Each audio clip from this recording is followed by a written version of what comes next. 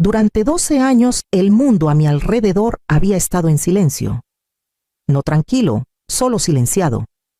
Ese tipo de silencio que amplifica lo que no se dice, que estira las distancias entre las personas y convierte cada sonrisa en un rompecabezas que no puedo descifrar. Mi casa en las lomas de Polanco, con sus molduras elegantes escaleras que crujen y vistas al Parque Lincoln, alguna vez estuvo llena de música. Ahora era una cáscara de madera pulida y alfombras suaves, un lugar donde el sonido se había ido hace mucho. La carta llegó un jueves por la mañana bajo un cielo gris. El sobre era discreto, con el sello del Instituto Neurológico de la Ciudad de México. Sabía de qué se trataba antes de abrirlo. Mis dedos dudaron sobre el papel grueso y cremoso. Una parte de mí no estaba segura de querer recuperar el mundo. La cita estaba confirmada, 18 de mayo, 7:45 de la mañana.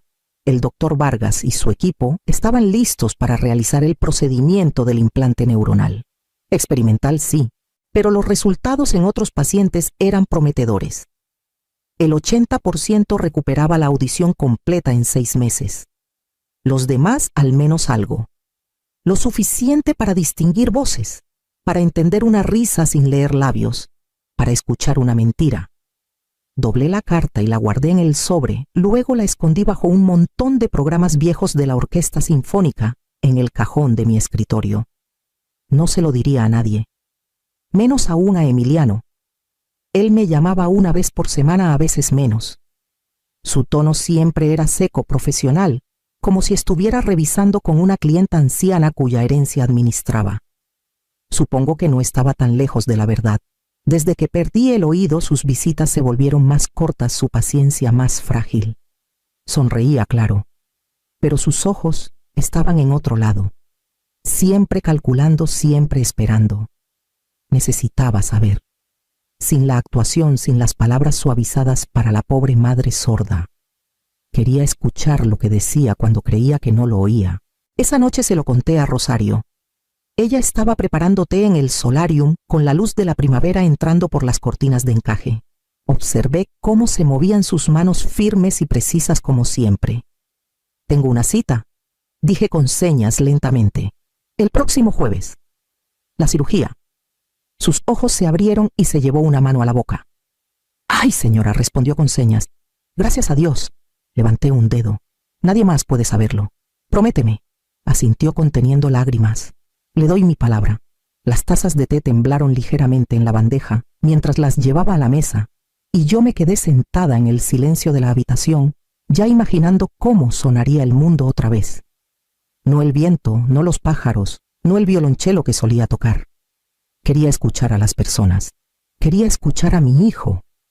La noche siguiente Emiliano llegó a cenar. Emiliano llegó justo después de las 6.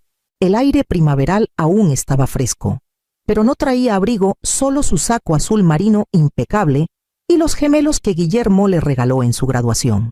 Entró por la puerta principal con esa confianza que parecía sobrarle, seguido de cerca por Valeria, quien besó el aire cerca de mi mejilla con una facilidad ensayada.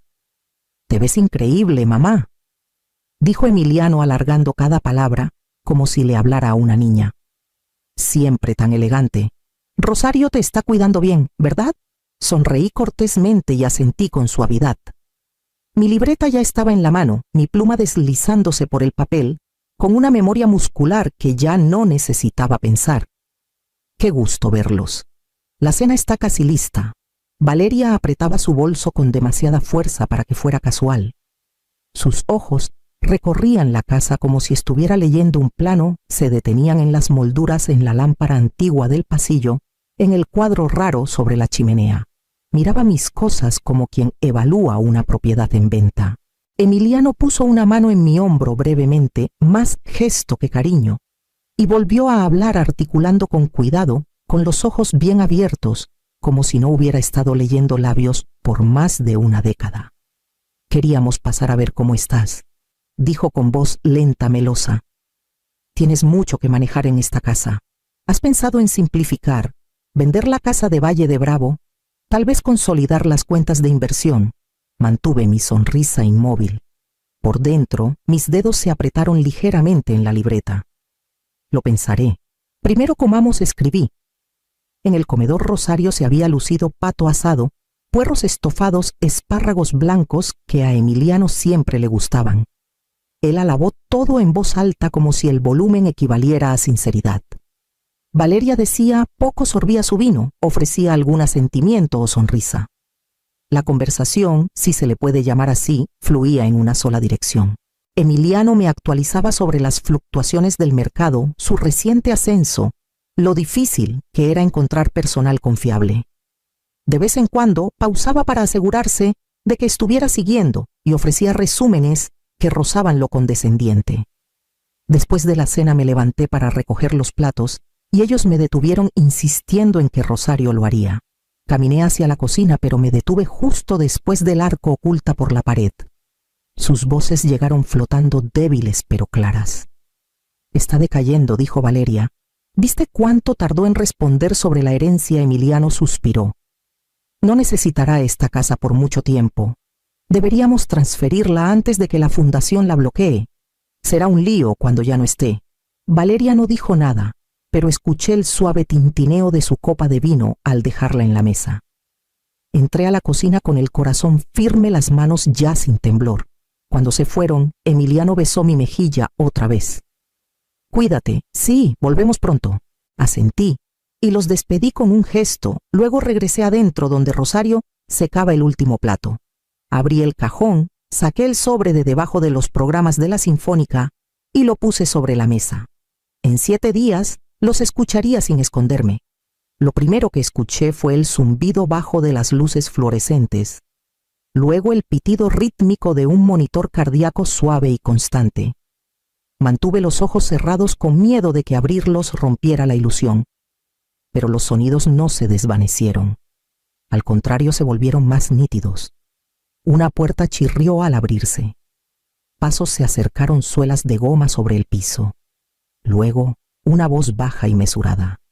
«Señora Navarro, ¿me escucha?» Abrí los ojos. El doctor Vargas estaba frente a mí con una sonrisa cautelosa en su rostro amable. Asentí lentamente y susurré las palabras que había ensayado 1000 veces en mi cabeza. «Sí, lo escucho». El sonido de mi propia voz me sorprendió. Sonó más débil de lo que recordaba, insegura, como una bisagra oxidada que vuelve a moverse.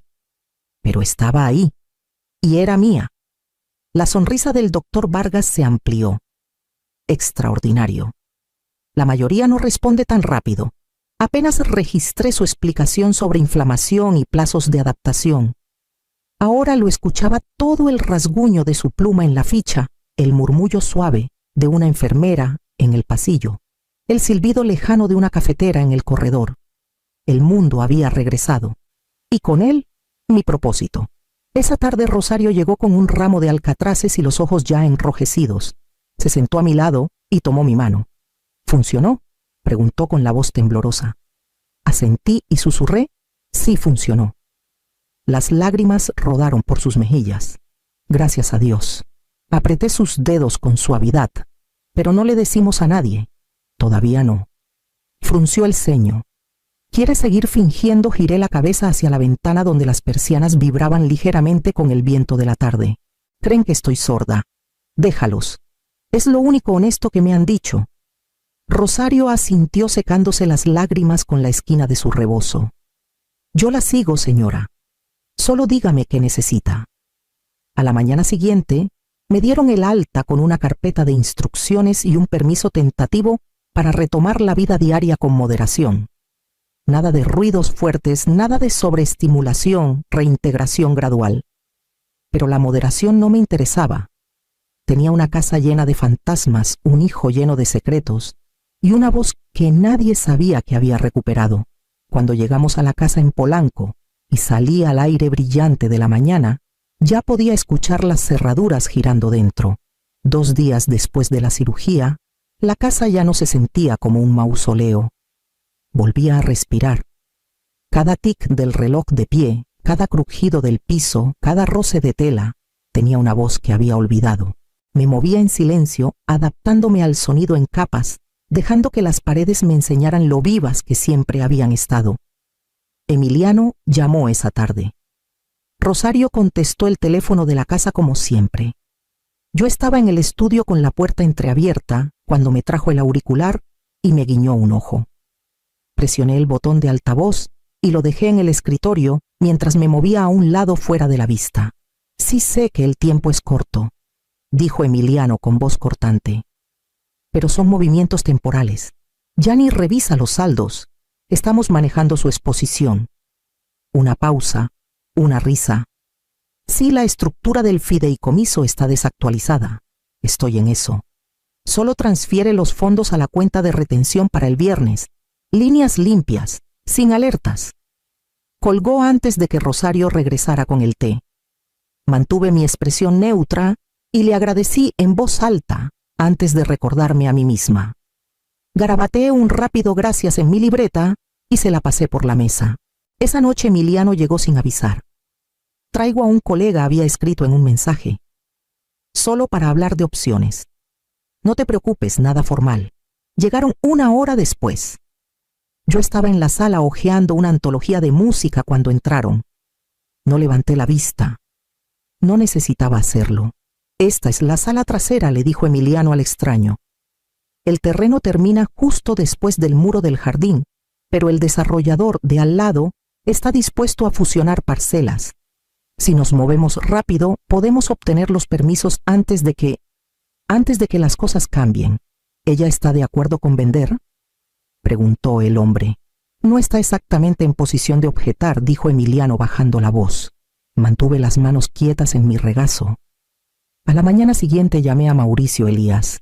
Necesito una auditoría privada, dije con calma. Cada cuenta, cada activo, cada transacción ligada al nombre de Emiliano. No hizo preguntas, solo un seco entendido. Empiezo hoy. Nos reunimos después en su oficina donde dicté cambios para un nuevo testamento. Diferentes asignaciones, fideicomisos para caridad, protecciones de activos, el nombre de Emiliano eliminado de cada cláusula de control. Pero le dije a Mauricio que no lo presentara. Todavía no. Guárdalo hasta que yo diga, dije. Necesito observar un poco más. Cuando salí del edificio de cristal de la firma y volví al bullicio del tráfico de la Ciudad de México, podía escuchar todo: las ruedas de una carriola en la banqueta, el freno de un camión a lo lejos, el parloteo rápido de los transeúntes. Regresé a casa antes del atardecer. Esa noche el teléfono sonó otra vez. Era Valeria. La voz de Valeria flotó por la escalera antes de que me diera cuenta de que estaba en la casa. Había dejado la puerta del estudio entreabierta con los audífonos ajustados para atenuar el zumbido metálico de la ciudad más allá de las ventanas. Debió pensar que estaba dormida. Ya ni parpadea cuando hablas de sus cuentas, dijo Valeria con una risa afilada. Es como tener una mascota muda que es dueña de una mansión. Emiliano no respondió de inmediato. Escuché la duda, una pausa, un cambio de peso, tal vez incomodidad. No deberías hablar así de ella, dijo al fin. Por favor, se burló ella. Tú mismo lo dijiste, ya no está aquí de verdad. Es una firma. Esa casa vale 4 veces lo que valía hace 10 años. Dijiste que quería apoyar tu futuro. Lo quería, murmuró Emiliano. Pero no creo que se refería a esto. Me recargué en la silla, el silencio entre sus palabras más fuerte que cualquier cosa que dijeran. No era culpa lo que lo detenía, era incertidumbre. Eso de alguna forma lo hacía peor. Cuando se fueron, Rosario entró con ropa doblada y ojos que veían más de lo que dejaban ver. ¿Por qué espera?, preguntó con suavidad. Ya tiene suficiente. El abogado, los documentos, la verdad. Podría terminar con esto ahora. La miré con el algodón limpio de las toallas dobladas entre nosotras y sentí el dolor profundo en el pecho otra vez. No era rabia, ni siquiera tristeza. Algo más pesado, porque aún no sé quién es, dije. Sé lo que ha hecho, pero no por qué. No del todo. Necesito ver todo de él, hasta el final. ¿Siempre fue por el dinero o algo cambió en el camino? Rosario no respondió, solo asintió con los labios apretados, como si guardara algo que no estaba lista para decir. Dejó las toallas a mi lado, rozando mi hombro con una mano antes de irse. Me quedé en la silla mucho después, de que se fue escuchando el tic-tac del reloj del pasillo, el sonido lejano del piano de un vecino colándose por las rejillas. A la mañana siguiente, Emiliano llamó y preguntó si podía pasar otra vez. Solo nosotros dos. Tengo unas ideas que quiero platicar, dijo. Le dije a Rosario que pusiera la mesa para el almuerzo. Le pedí a Rosario que bajara la vajilla del aparador alto, la que usamos para la fiesta de retiro de Guillermo, y mi última cena en la universidad. Arqueó una ceja, pero no dijo nada. Solo preparó la mesa con su gracia habitual. Copas de cristal cubiertos de plata, servilletas de tela dobladas como flores. Elegí un bordó, de la cava uno que sabía que Emiliano no resistiría. Había envejecido mejor que algunas personas que podría mencionar. Llegaron puntuales Valeria con un vestido esmeralda impecable y Emiliano con un saco planchado esforzándose demasiado por no parecer ansioso. El aroma del pato asado llenaba la casa cálido y familiar. De fondo sonaba un violonchelo suave, una pieza que solía enseñar. Vi sus ojos dirigirse al sistema de sonido, intentando adivinar si aún podía apreciarlo. Nos sentamos y hablaron sobre lo ocupado que estaba el mercado, sus planes para simplificar mi herencia, para aliviar la carga de la propiedad. Emiliano lo explicó con cuidado sin alzar la voz, siempre inclinando sus palabras hacia la preocupación. «Has hecho tanto, mamá», dijo con suavidad, con las manos cruzadas como sacerdote en un confesionario. «Déjanos cuidarte ahora, solo unas firmas para quitarte la logística». Nada cambiaría en el día a día. Valeria asentía a su lado con una expresión moldeada en apoyo suave. Tomé un sorbo de mi vino y escribí en mi libreta. «Primero disfrutemos el postre». Él sonrió tal vez, confundiendo mi complacencia con cansancio. Después de que Rosario trajo el pastel de chocolate, Emiliano alcanzó su maletín y sacó una carpeta. La deslizó hacia mí como si fuera el último plato. «Mandé preparar esto por si te sentías lista». Los revisamos con un colega, transferencias estándar limpias. La casa, la de Valle, las cuentas de inversión. Pasé los dedos por la carpeta y levanté la vista. Me observaban esperando confusión, una pausa, un garabato en el papel. En cambio hablé. «¿Por qué tanta prisa por transferir lo que no es tuyo?» La boca de Emiliano se abrió, pero no salió sonido. La mano de Valeria tembló y su copa de vino se deslizó de sus dedos, estrellándose contra la mesa. La música seguía sonando. Me miró como si hubiera resucitado. «¿Tú? ¿Puedes escuchar?» Asentí una vez. Desde hace más de una semana. Valeria palideció buscando una servilleta, evitando mis ojos. Escuché cada palabra. Las llamadas, los planes, las burlas sobre mi silencio. Todo. El color abandonó el rostro de Emiliano mientras se recargaba en la silla, con la carpeta intacta entre nosotros. Nadie habló por un largo rato. Incluso el violonchelo se desvaneció en silencio. Me incliné, jalé la carpeta hacia mi lado y dije con firmeza: «Ahora que hablamos con honestidad, empezaremos de nuevo, desde el principio». El timbre sonó antes de que alguien pudiera responder. Rosario me miró desde el pasillo. Asentí una vez. «Déjalos entrar». Era Mauricio. Mauricio entró con su maletín en la mano y un cansancio que solo viene de saber demasiado. Saludó con cortesía a Emiliano y Valeria, que permanecían congelados en la mesa. Rosario cerró la puerta tras él y desapareció por el pasillo. «Traje los archivos», dijo Mauricio en voz baja. Le indiqué que los pusiera en la mesa. Emiliano lo observó con un destello de reconocimiento, luego con la mandíbula tensa. Aparté los platos de postre y desplegué el primer grupo de documentos. Durante los últimos 7 días, dije con calma, escuché cada llamada, cada conversación susurrada, cada mentira dicha con una sonrisa. No dije nada porque quería estar segura. Mauricio confirmó el resto. Abrí el registro. «Has transferido C$35 millones en fondos no autorizados durante el último año». Capas tras capas disfrazados como facturas de servicios y costos de mantenimiento. Emiliano dio un paso adelante con las manos alzadas. «No es lo que piensas. Estaba reubicando posiciones a corto plazo para evitar impuestos». «¿Tratos con desarrolladores?», pregunté. «Una promesa de intercambio por un condominio de lujo al lado». Valeria carraspeó. Celeste, esto se siente muy repentino. Tal vez deberíamos hablarlo en privado. Me giré hacia ella lentamente. Te reíste de mí. Me llamaste una mascota muda. Lo viste hacer esto y lo alentaste. No te vas todavía. La voz de Emiliano se quebró. Por favor, ¿no entiendes? Pensé. Pensaste que nunca te oiría, dije sin alzar la voz. Pensaste que el silencio era permiso. Mauricio sacó el Nuevo Testamento y lo puso frente a mí. Esta es la versión corregida, dije. Emiliano queda fuera de todo control y herencia. La mayor parte del patrimonio irá a la escuela de música. Mi casa y biblioteca musical se convertirán en una residencia de becas para estudiantes sin recursos. Los hombros de Emiliano se hundieron. Me miró no con enojo, sino con algo más cercano al vacío. Me estás eliminando, susurró.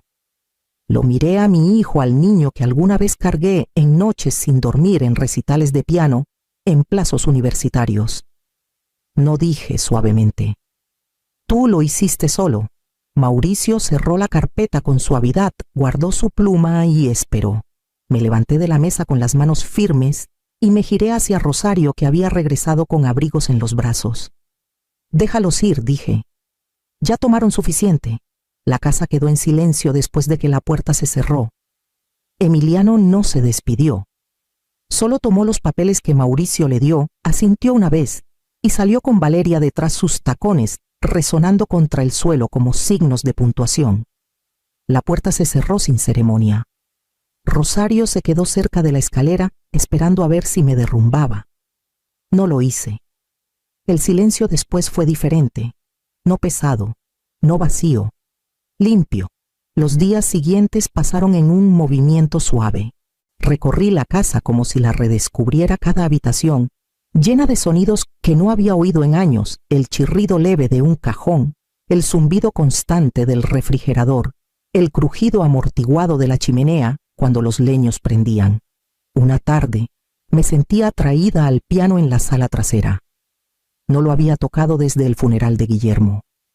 Me senté en el banco y levanté la tapa lentamente, pasando los dedos por las teclas, como saludando a un viejo amigo que no estaba segura si aún me recordaba.